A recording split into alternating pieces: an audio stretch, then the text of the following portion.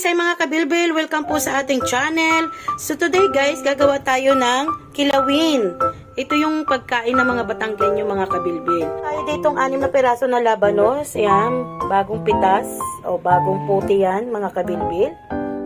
Tapos meron tayong kalating kilo ng karne na medyo may kaunting taba para masarap. Tapos yung ating 1/4 na atay.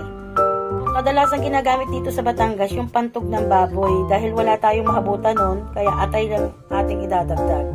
So meron tayong ditong chopped onion or sibuyas, 1 peraso yan. Tapos ang ating diced garlic, 1/4 cup ng sugar, tapos ang ating vinegar o suka, tapos ang ating oyster sauce. Yan lang yung ating mga pampalasa mga kabilbil. Let's cook mga kabilbil. Let's start.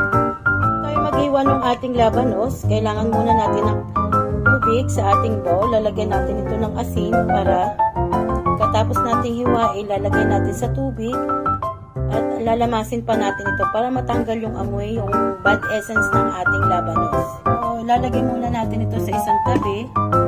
Sisimulan na natin hiwain yung ating labanos.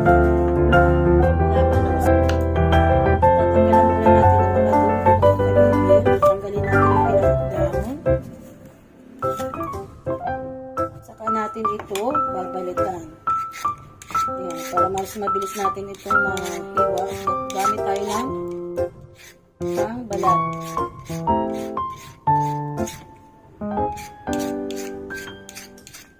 So ito yung paborito ng mga Batanggenyo guys, lalo na kung mayroong kasalan, may mga birthday na.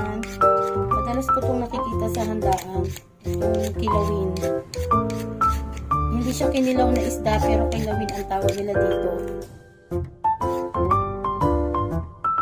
Yung kadalasang nilalawak natin sa sinigang at saka ginagawa din itong ensalada mga kabilbil. Ensaladang labanos. Nabalatan na natin yung labanos. Hiwain naman natin ito ng manipis mga kabilbil. Ayan, hiwain natin ng manipis. Manipis na manipis dapat para madali natin siyang mapiga.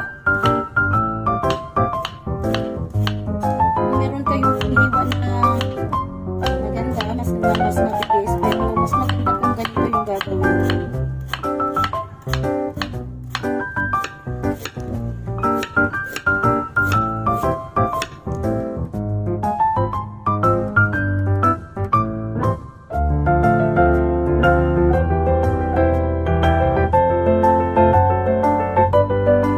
Lalamasin na natin yung ating ginayat na laban. Transfer natin sa malaking bowl para mas lamas natin na maayos. So, gagamit tayo ng kamay dito guys. Lamasin natin ng mabuti. Para mawala yung kakaibang amoy.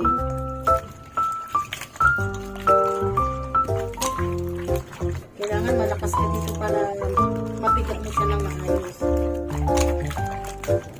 Kailangan lang mga kabilbil malakas ang pumersa yung pagpiga ng ating labanos.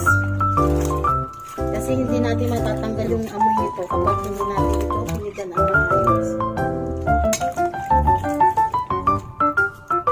So ito na yung ating napigang labanos mga kabilbil. Gigisa na tayo.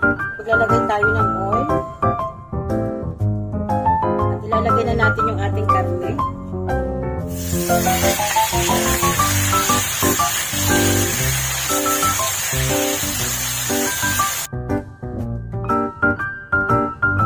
Yan mga kabilbil, medyo lutuin yung ating baboy. Inimigay ko na lutuin pagdating sa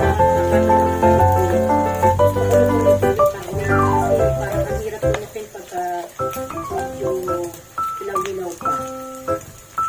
Naman natin yung ating atay.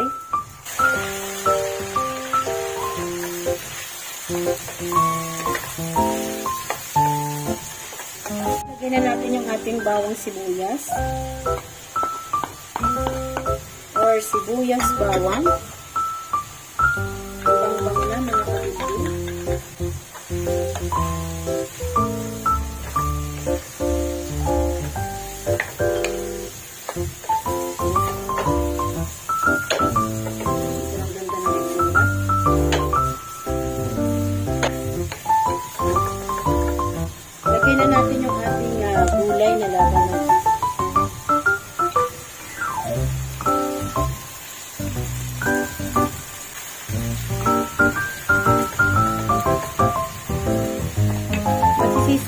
tayo ng ating sulit. Lagyan na natin yung ating sugar, ating vinegar, at ang ating oyster sauce, yung ating magiging pangpalasa. I-mix lang natin.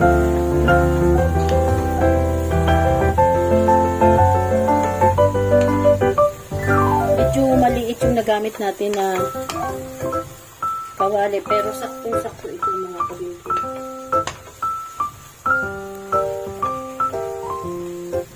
Tuloy natin mabuti, tapos tatakpan natin ito. Hindi na tayo muna maglalagay ng sabaw dyan dahil magsasabaw na ito kapag habang naluluto siya. Ayan mga kabibig, medyo may sabaw-sabaw yan. Ngayon tatakpan muna natin mga kabilbil para maluto yung ating gulay na labanos. So ayan, luto na ang ating kilawin na gulay.